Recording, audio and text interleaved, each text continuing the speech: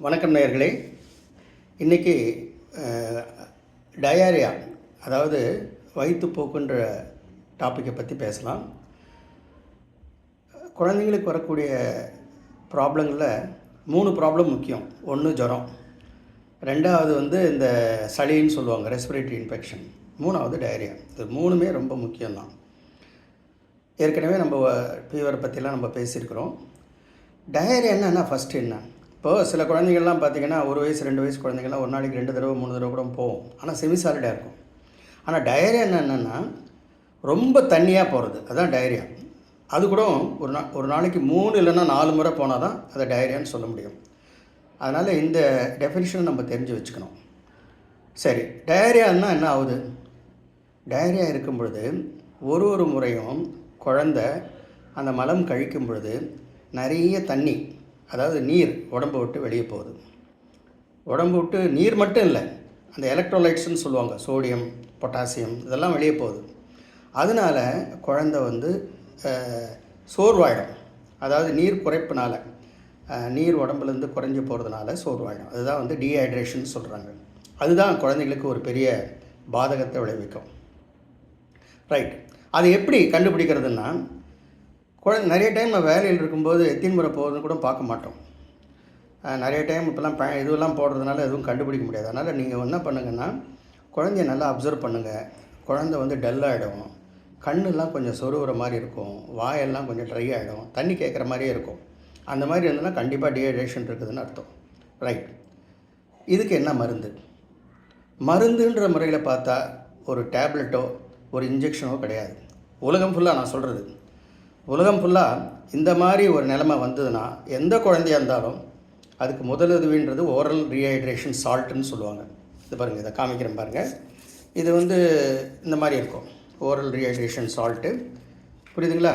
இது WHO design பண்ணது.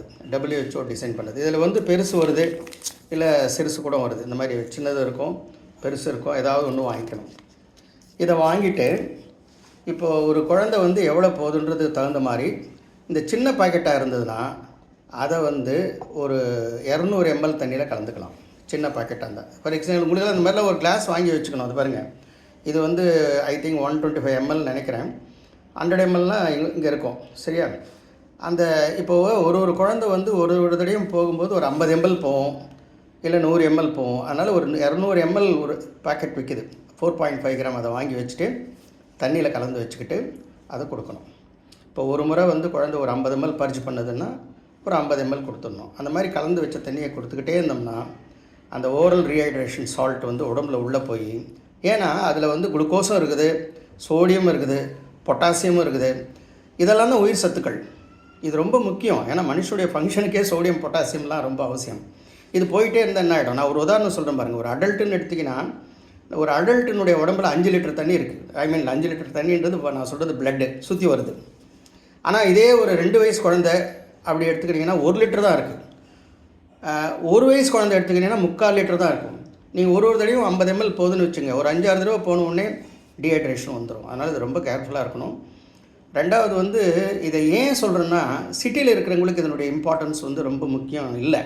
ஏன்னா எப்பவுமே டாக்டருங்க அவைலபிளாக இருக்கிறாங்க, நிறைய ஹாஸ்பிட்டல்லாம் திறந்துருக்கும் 24 hours. ஆனால் இதுவே ஒரு தூரம் இருக்கிறாங்க, அங்கே டாக்டரை ரீச் பண்ணுறது முடியலைன்னா அந்த டைமில் நான் சொல்கிறது ரொம்ப யூஸ்ஃபுல்லாக இருக்கும். அதனால தான் ட்ராவல் பண்ணும்போதெல்லாம் you always carry 1 ORS with you, at least 200 ml.